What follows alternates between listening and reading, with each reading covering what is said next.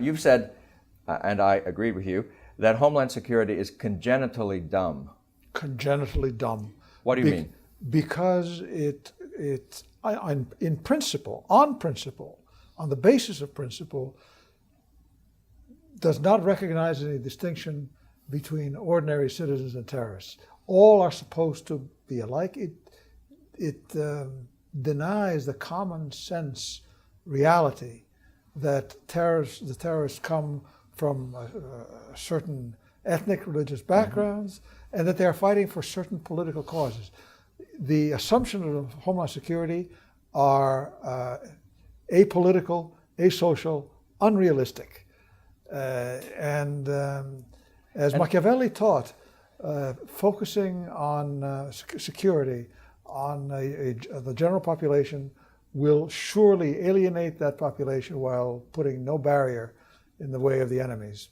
Now, you've translated Machiavelli's Prince. That's right. And have taught Machiavelli, commented on him. Right. Do you find Machiavelli's maxims compatible with American principles of foreign policy, with the principles of George Washington? No, not with John the way Quincy Adams, not with the way that has been practiced. I do find the Machiavelli entirely compatible with, for example, Alexander Hamilton's advice to George Washington in the nuclear crisis of 1790, which was could be boiled down to never do your enemy a little harm. Yes. Hamilton told Washington that if the British were to do any number of outrages, minor outrages upon the United States ought to let that go because he did not want war. However, if they crossed a certain line, regardless of cost, we should punish aggression by the sword. Mind you, this said on behalf of an extraordinarily weak nation that would have hazarded everything in the conflict. But his point was, if we have to make war, let us make war seriously as we possibly can. So would you say, is your position Machiavellian means to American ends? Or is your position that Machiavelli, as an analyst of politics more broadly, is American, or is No. Machiavelli is essential to understand? No. Machiavelli is a good analyst of politics, as many are, and some of his advice is entirely compatible with common sense to be applied by Americans or anybody else. Some of it isn't compatible with morality. Oh, of course not. No. But this certainly is. Not to do your enemy a little harm, and to take war seriously. Explain that. How is that moral? What do you mean by that? Well, look, if war is inherently a very serious matter, the moment that anybody kills anybody else, all of the most important, all of a nation's most important stakes are at stake. And it will not do to raise up enmity without a plan for disposing of it. It really is that simple. So when it comes to Homeland Security, which is our business, very much.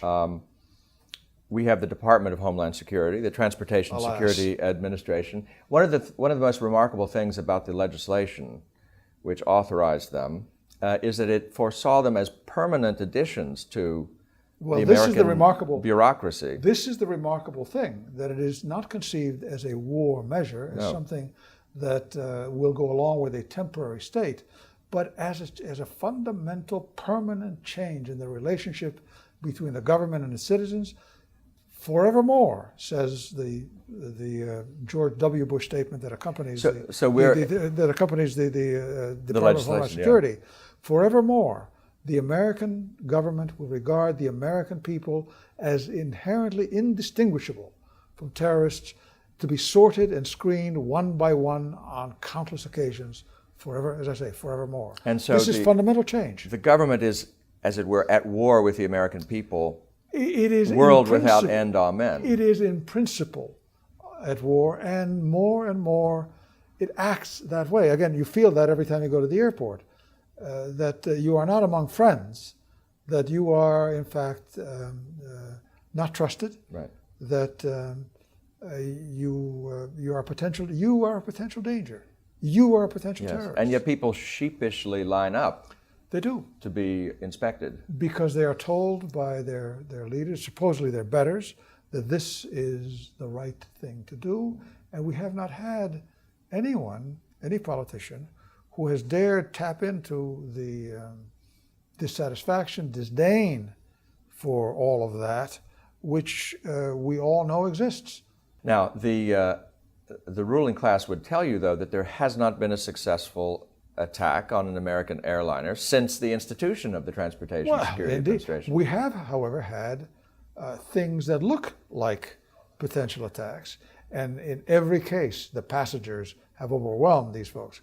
Now, recall what happened on 9/11. The passengers who were eventually killed. This is on flight to 93. Well, United I'm 93. getting to flight 93, but all of the passengers in all of those aircraft were following U.S. government directives on what to do and not to do during hijackings. The U.S. government had made it very plain that it would treat as a crime any attempt to interfere with a hijacking, because the U.S. government mistakenly assumed that hijackings were more or less benevolent events. The moment that the folks That on assumption was Flight based on the hijackings to Cuba of the previous decades. Yeah. To Cuba. Now, mind you, back in the day, before 1972, there had been hijackings to Cuba which were thwarted by passengers who happened to be carrying guns. I mean, I remember when I came back from OCS in 1969 to California, I carried a .45. I even carried my dress sword, which the flight attendants passed back and forth. Those were the days. For folks to respect. At any rate, in those days, hijackings were actually thwarted by passengers. And on Flight 93, when people heard via their cell phones what had happened, and by the way, they turned on their cell phones in violation of FAA regulations, they immediately set about trying to take the plane back, and would have had that plane not been driven into the ground. All of this happened, of course, in violation of U.S. government regulations. Now, you, in the face of its dumbness, you predicted back in November 2001 that there would be more attacks and of increasing seriousness. I did, and I was mistaken for reasons that none of us know. Because A, the vulnerabilities are still there, and B, no one has chosen to exploit them. The vulnerability, I mean, it's also so easy to detail all of them, including, by the way, carrying weapons aboard airliners. Going around the TSA is child's play. So the war on terror has succeeded to that extent that we have intimidated our enemies? I think that, as I pointed out in the CRB several times, the United States' initial military actions did have some very positive results. Mm-hmm.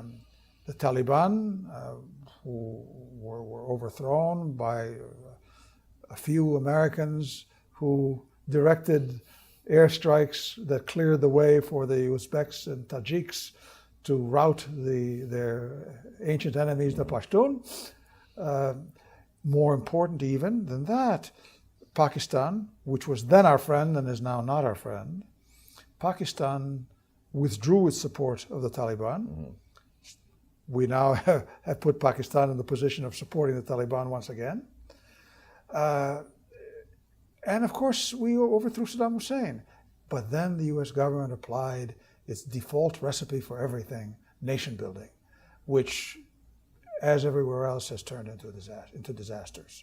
We turned modest successes, modest military successes, into long-term political disasters.